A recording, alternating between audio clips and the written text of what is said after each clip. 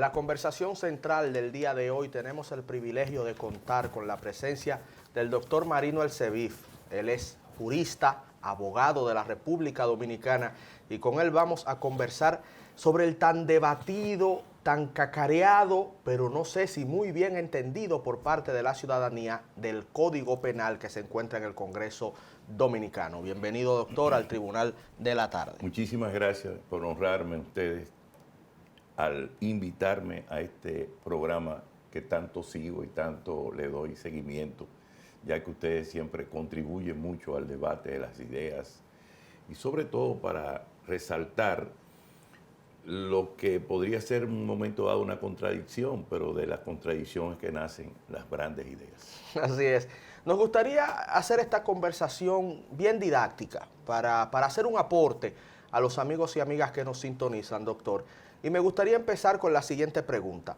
Se ha hablado mucho en la prensa y lo hemos escuchado inclusive de voces autorizadas de que tenemos un código penal napoleónico del siglo XIX, un código penal anquilosado que tiene más de 2 décadas ya en el Congreso y que es urgente aprobarlo y modificarlo. ¿Qué tan desierto es eso, doctor? Fíjate, aquí hay una idiosincrasia en muchos comunicadores sociales de que todo lo que es antiguo es malo, perverso y que tenemos que acabar con él. Pero yo me pregunto, el homicidio, el que mata a otro se hace reo de homicidio. Hay que cambiar ese concepto. No. Entonces, lo que ha sucedido en muchas ocasiones es algo que tengo unas notas aquí para poderlas compartir con los que nos escuchan. Nuestro Código Penal, que es napoleónico, Claro. pero que a su vez tiene las leyes romanas de Justiniano y que están, diríamos, enraizadas en las costumbres del norte y del sur en Francia, que Napoleón unificó en el llamado Código Penal. Ahora, ¿qué está pasando? Es un tema de política criminal. Nosotros tenemos ahora en América Latina, desde el año 1994, que tuve la oportunidad de estar en Suiza, el Instituto Latinoamericano de Prevención del Delito de Naciones Unidas y la ANUC. A través de ese organismo de Naciones Unidas y el concepto unimundista que se estaba gestando desde esa fecha, en América Latina ha habido una reelaboración del derecho penal junto a la magistratura. Si usted no entiende lo que está pasando, entonces usted no comprende por qué es que hay ese dilema y esa contrariedad con el Código Penal y qué los que quieren inventar, qué quieren, diríamos, implantar en América Latina.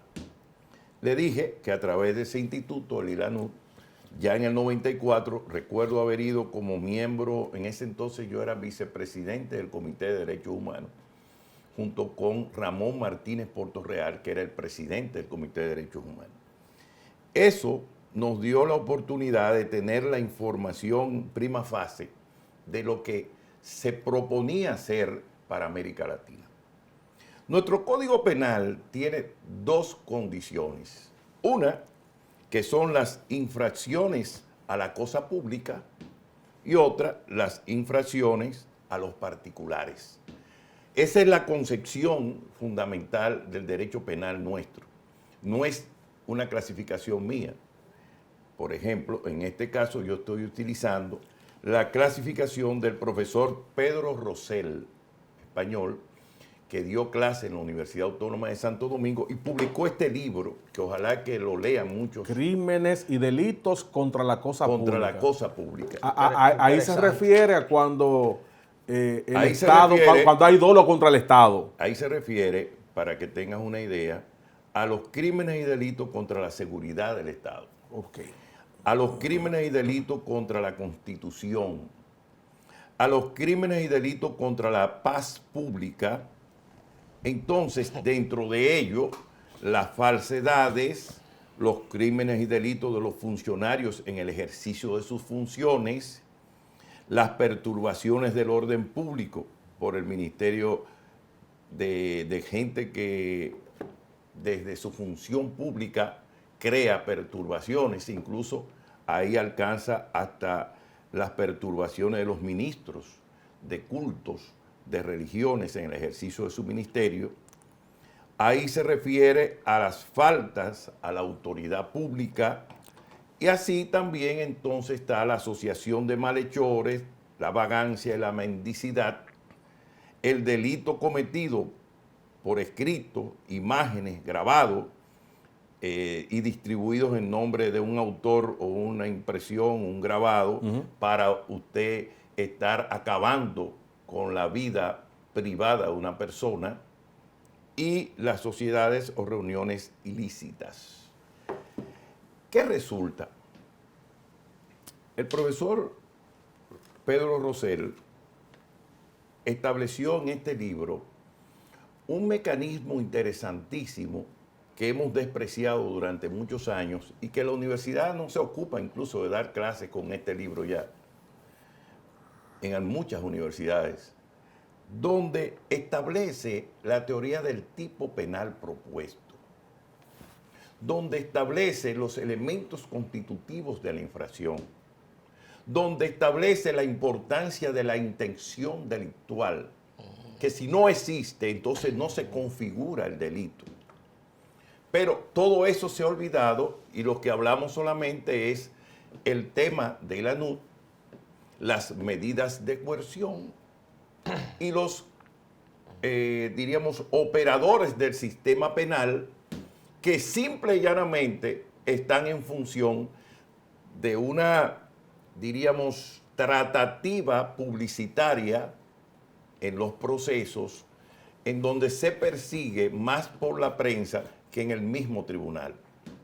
Usted ve que anticipan los querellamientos en la prensa y algunos periodistas que les son afines al régimen, y entonces le cuelan la noticia para que anticipe la acusación y crear frente a la opinión pública una opinión ya desfavorable a la persona que se le persigue.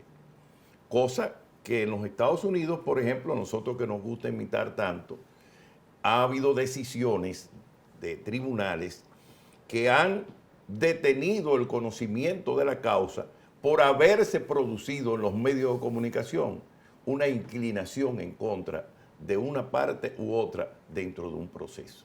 Pero esas son cosas que aquí lamentablemente no suceden porque no tienen, diríamos, consecuencias, sí, doctor, frente a la opinión pública. Doctor, mire, cuando se habla de un nuevo código, usted sabe que ahora estamos viviendo en tiempos de redes sociales, donde las informaciones corren bastante rápidas. Mire, cuando se habla del código, aquí de que se necesita un nuevo código, se plantea, por ejemplo, en algunos casos, doctor, mire, penas muy blandas, la no acumulación de las mismas y de también casos, por ejemplo, específicos que la sociedad dominicana aborrece, temas de sicariato y feminicidios. ¿Qué nos tiene que decir usted sobre Todavía esto? No tenemos el código en la mano para poder hablar de la tipificación que los senadores han dado a esos nuevos tipos penales propuestos. Hablar de eso sería para mí muy aventurado, porque yo no puedo hacer una exégesis de un tema que no tengo en la mano. Ahora, yo quería decirle lo siguiente. El Código Penal nuestro ha sufrido un retraso fundamentalmente por el tema relativo a lo que se denomina las tres causales, es decir, por el tema relativo a la discusión del aborto. Eso orquestó una serie de grupos que fueron financiados por organizaciones no gubernamentales, ONG, y con ello consiguieron liderazgo, fueron al Congreso, etcétera. Todavía ahora, en la última aprobación del Senado, hubo una expresión legítima de los disidentes, porque en democracia hay que admitir la disidencia, pero son la minoría. ¿Qué pasaba con el código anteriormente? Que esos organismos de Naciones Unidas sobre justicia globalizada y la globalización del mercado también llevaron a cabo el tema del aborto como un tema fundamental para poder hacer cambios estructurales dentro de la justicia. Como cayó el Partido Demócrata, que era el que propulsaba esa situación, y como surgió el Partido Republicano, que restablece, primero, el tema de que no está de acuerdo con el aborto, a los senadores y diputados ahora no lo amenazan que le van a quitar la visa si no aprueban el aborto. Porque ese mecanismo que tenía el Partido Demócrata en todos los países de América Latina se le cayó con la nueva política del presidente Donald Trump, que ha establecido Dios como fundamento del ejercicio del poder, la familia, comunidad, hombre, mujer, y además no está de acuerdo con el aborto. Ahí cambió inmediatamente. Ya el Congreso aprobó el asunto en la República Dominicana. ¿Qué le parece? Eso tiene una dimensión de política pública.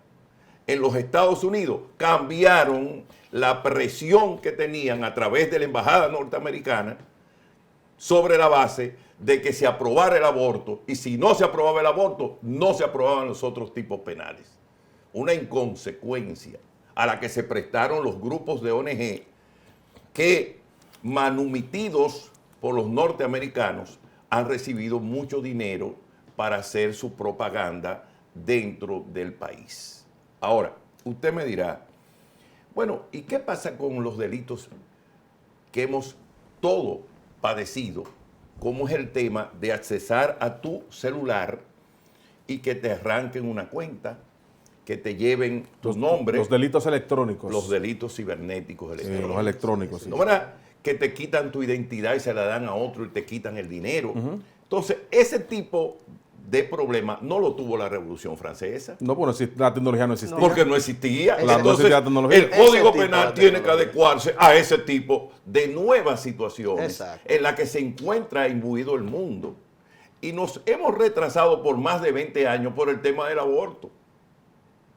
Y no hemos dado curso con leyes especiales a esa problemática que está creando un verdadero desasosiego en la sociedad dominicana. Y cómo desde la cárcel te están llamando para entonces asaltar tu cuenta, inventarse que tú te moriste o que tuviste un accidente, pedirle dinero a tus familiares. No, es peor y peor que hacen una vagabundería con la cara de uno y un video de una menor, de que uno está abusando de esa menor. Y te chantajean. Y que si no le depositas 100,000 pesos, que se lo va a mandar a la gente que tú tienes en tu red. Un chantaje vulgar. Un vulgar chantaje. Correcto. Pero permitido, doctor, por las autoridades que cobran por cada celular que está dentro de las cárceles. Que cobran. Así Lamentablemente, es. esa denuncia la hizo el propio licenciado Roberto Santana Sánchez, es rector de la universidad y que está muy involucrado en el tema penitenciario. Del nuevo modelo penitenciario. Claro. Él está con el tema de la pronta apertura de la cárcel de Las Parras, que allí no se va a permitir ese tipo de vagabundería. Esperamos, Dios me No se va a permitir ese tipo de vagabundería. Esperamos. Que Dios te oiga. Sí. Pero vamos al tema ahora en otro sentido. La otra parte del Código Penal son los delitos contra los particulares. En esa gran división que hace el profesor Rosell, establece el homicidio, el asesinato y otros crímenes capitales que amenazan contra las personas. ¿Qué ha pasado con el tema del feminicidio? Hemos tenido, en estos días ha sido todavía más vituperable lo que ha sucedido con tantas parejas que han muerto producto de asesinatos de sus parejas que ellos también se han suicidado. Y ahora se han puesto de moda militares y policías también, Porque asesinando a sus exparejas. Sí, varios casos. Faltarán unos curas y unas monjas y unos pastores, porque nadie está excluido de esa situación. Eso no es categoría de militares ni de policías. Es de la sociedad dominicana. Ahora, doctor, habría que ver, porque tengo informes de que, por ejemplo, en la zona donde no ocurren estas cosas es en Dajabón. Entonces hay que ver qué pasa en Dajabón, cómo piensa el dajabonense, ¿sí? No lo pueden buscar. Geografía del crimen. Hay que ver cómo piensa el dajabonense, el hombre de Dajabón que no le gusta este tipo de acciones. Pero ya es un elemento criminológico. Sí. El comportamiento de la sociedad. Sí, claro. Ahora bien, lo que pasa también dentro de esta nomenclatura y esta gran división del crimen, heridas, golpes voluntarios no calificados, heridas, golpes involuntarios no calificados. ¿Qué ha pasado en el país? Bueno, que la voluntad de hacer daño fue siempre el motivo fundamental de tener en cuenta a la hora de castigar al otro. Pero la imprudencia y la negligencia que establece el artículo 319 del Código Penal vigente no fue sancionada realmente de manera drástica. Por ejemplo, el que conduce un carro y mata a otro por una imprudencia o negligencia, 2 años. Y la gente lo vio bien en un momento dado porque no había intención de matar. No había lo que se llama en derecho. Ahí hay homicidio involuntario, doctor. Sí. Homicidio involuntario. Involuntario. Sí. El animus necandi, que llaman los penalistas, que me enseñó mi profesor, especialmente el profesor Marino Vinicio Castillo, que fue mi gran profesor de Derecho Penal, a quien siempre reverencio. El animus necandi, que se echaba así el saco cuando hablaba de eso, nos enseñó que era esa voluntad de matar que no existe en el conductor, porque el primero que no quiere tener un accidente es el que va manejando. Pero ¿qué pasa? La sociedad ha dicho, no, pero esa negligencia tiene que ser sancionada de otra manera. Por tanto, el código tiene que socialmente enderezar esa situación, y a los conductores irresponsables que son borrachos, que usan droga, que andan en forma negligente, hay que sancionarlo de manera ejemplar para que no sigan en esas circunstancias. Una pena más severa. severa. Entonces puede haber una pena más severa. Hay otra parte que ha surgido dentro de la teoría del derecho, que es el crimen de omisión impropia. ¿Qué es ese, doctor? Sí. ¿Qué es eso? Lo que pasó en Yexet. Ok. Resulta que hay una fiesta, usted tiene un techo, le dicen que está dañado, pero no le hace caso, usted cree que es algo simple, sigue su fiesta, y murieron más de 300 personas. Y quedaron huérfanos más de 170 niños. Y hay 180 gente con lesiones permanentes. Ahí hubo un crimen de omisión impropia, pero no teníamos legislación. Y ya aparece uno que dice que sí, que se lo advirtió, y empieza eso, porque eso tiene que ir al tribunal, allá tendrá que ser demostrado. Pero, en principio, ese tipo penal propuesto no fue tomado en cuenta y no ha sido tipificado dentro de la ley. Por tanto, tú no puedes sancionar a una gente que no exista una ley previa que prevea esa sanción. Pero ahí, a la hora de tú hacer un análisis jurídico, se dio lo que se llama el crimen de omisión impropia, la negligencia, la imprudencia y la falta de previsión de los dueños de ese lugar. Y en otro orden, doctor, un tema que también se ha discutido bastante sobre el Código Penal y lo traigo porque el tiempo avanza y no me gustaría que se fuera esta entrevista sin que nos comentara sobre el cúmulo de pena. Se ha hablado mucho sobre eso. En República Dominicana, en el orden jurídico actual, no tenemos cúmulo de pena. Y yo mismo, doctor, hablando en el programa de radio El Rumbo de la Mañana, yo recordé el caso del famoso chamán Chacra, y les recuerdo a los amigos y amigas que nos escuchan, que le quitó la vida a su pareja, ¿verdad?, a su mujer, y le quitó la vida a 3 hijastros, 4 personas, y la pena total fueron 30 años. Entonces, el cúmulo de pena dentro de la teoría del derecho que usted apoye o de la escuela del derecho con la que usted comulgue, ¿cuál sería el tope máximo de dicho cúmulo de pena? Porque también he escuchado, doctor, algunos amigos y amigas en la prensa diciendo que un cúmulo de penas de máximo 60 años sería una especie de cadena perpetua que iría en contra del espíritu constitucional de que la cárcel termine siendo una oportunidad para resarcir el daño y para hasta cierto punto reformar al individuo que resulte preso. Entonces, en este sentido, ¿cómo usted cree debería el Código Penal establecer este cúmulo de pena y a eso se lo combino con la pena máxima? ¿Cómo usted cree debería hacerse esto? Evidentemente que hay un espíritu en el país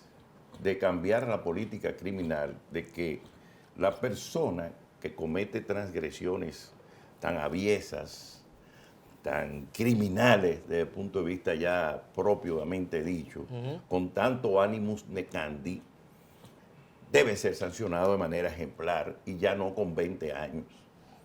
La sociedad está reclamando hace mucho eso. Hay quienes dicen que el cúmulo de pena va a llevarlo a 60 años, pero yo no he visto el código, no puedo hablar de que eso sea así, por tanto no puedo hacer la exégesis. Pero si es, perdón, doctor, para mí... Pero si es 60 años no hay cúmulo de pena, será una nueva pena máxima, ¿por qué? No, lo que pasa es, lo que están diciendo es lo siguiente. ¿Cuál es el planteamiento? El planteamiento, según dicen, porque no lo he visto, es que si una persona comete un crimen de 2 años y hace otro de 10, se le suma. Sí. Y comete un homicidio, entonces, sumado a eso, ese tipo de crimen complejo, entonces son 20. Entonces se le suma 20 más 2 más 10, 32 años preso. ¿Qué resulta en nuestra sociedad? Habría que ver cuál fue cómo lo conceptualizaron. Porque hay un punto que es importante recordar. La estructura judicial del país, de cualquier país del mundo, tiene que estar amparada en una política criminal. Nosotros no estamos de acuerdo con la pena de muerte. Sin embargo, anualmente, desde que tengo metido en los asuntos de derechos humanos, estoy denunciando que la policía mata a la gente en los famosos intercambios de disparos. Sí, claro, con delincuentes. Que en estos 6 meses, o presuntos delincuentes. Con presuntos delincuentes. Eso, en estos 6 meses, disculpe que le interrumpí ahí, los intercambios de disparos aumentaron en 32, si no me falla la memoria. O sea, en estos primeros 6 meses, la policía le quitó la vida a 32 jóvenes más que a los que le quitaron la vida en los primeros 6 meses del año pasado. O sea, es un asunto que está ahí y un fenómeno que está creciendo. Ahora, ¿por qué sucede eso? Porque la Policía Nacional está dirigida por el Ministerio Público y bajo el esquema de derechos humanos que nosotros tenemos, del debido proceso del artículo 68, de la tutela judicial efectiva del artículo 69 de nuestra Constitución, se supone que el Ministerio Público, como director y jefe de las persecuciones, no debe permitir que cuando se vaya a perseguir a un sujeto, por más delincuente que sea, la sanción sea matarlo, porque eso no está dentro del Código Penal. Sin embargo, nos quedamos callados y como son gente pobre y jodida de barrios, de cantegriles, barrios marginados, a eso no nos importa. No sabiendo que podría en un momento dado la policía equivocarse y matarle a un familiar de uno. Ese es el tema. Yo recuerdo una vez, joven, muy joven, viviendo en Ciudad Nueva junto a mi madre, que el jefe de la policía era el general Belisario Peguero Guerrero, que era mi padrino. Y mamá me tomó y me reprimió porque yo estaba llevando unos boletines del 14 de junio Panfletos. y del MPD. Eran unos panfletos. Eran panfletos por debajo de la casa. Usted estaba ahí. Me llamó la atención, Sí, pero claro. de manera drástica. Y me llevó donde padrino. Sí. Y cuando me llevó donde padrino, le comentaba, por cierto, a uno de sus hijos, Leonardo, le dijo, mira, este anda llevando esto. Y él cree que yo no me doy cuenta, ya me lo dijeron en el barrio. Mamá era la directora de la escuela paraguaya. Y ya le dijeron lo que Sí. yo estaba haciendo. Y mi padrino me dijo, mira, si tú sigues haciendo esto, te puede matar un policía cualquiera. Claro. Tú no tienes aquí en la frente que tú eres ahijado del jefe de la policía. ¿Qué resulta? Muchas veces, hasta los mismos jefes de policía no tienen el control de esos asesinatos. ¿Y por qué? Porque también en la policía ha habido una coaligación entre los que delinquen y los propios policías del barrio, que a veces se hacen los suecos o los tontos y dejan que roben y dejan que venden droga y dejen que asaltan y dejen que le hagan daño a mucha gente buena de los barrios. Entonces, la política criminal nuestra debe estar estructurada en base a un tipo penal propuesto con los elementos constitutivos de la infracción y que se castigue la intención delictual y no que se siga sobre la base de hacer eufemismos o recoger algunas conductas con características literarias y no jurídicas. Pero para eso tenemos que tener el código para poderlo criticar. Y eso nos gustaría, doctor, porque no hay tiempo para más. Agradecemos que haya tratado este tema de forma como lo queríamos, para poder todos aprender de un asunto muy, pero muy complejo y que a veces es tratado con cierto nivel de ligereza en los medios de comunicación. Gracias al doctor Marino Elsevif, y yo creo, si es posible, doctor, y si no es mucho abusar de su tiempo, que luego de que se apruebe, si finalmente se aprueba el Código Penal, sería importante para nosotros contar con su presencia ya con la nueva pieza legislativa. Claro, incluso y así, vamos a tener tiempo, perdona que te interrumpa No, antes de adelante. terminar, y es que el código va a tener un periodo de no ejecución, en este sentido le llaman vacation legis, los eruditos, un periodo de tiempo en que el código no va a entrar en funcionamiento. Ojalá que le pongan 2 años, como se hizo con el Código de Procedimiento, con el Código de Procedimiento Penal, para que la ciudadanía, las escuelas de derecho de la universidad puedan enseñar cuáles son los nuevos tipos penales a la hora de su ejecución 2 años después. Muy bien. Bueno, muy muchas bien. gracias, Gracias, doctor. Y a ustedes, amigos y amigas, muchísimas gracias por su sintonía. La invitación queda abierta a que mañana, a la misma hora y por el mismo canal, estén nueva vez con nosotros aquí en el Tribunal de la Tarde. Que tengan un feliz resto del día y que Dios nuestro Señor les bendiga siempre.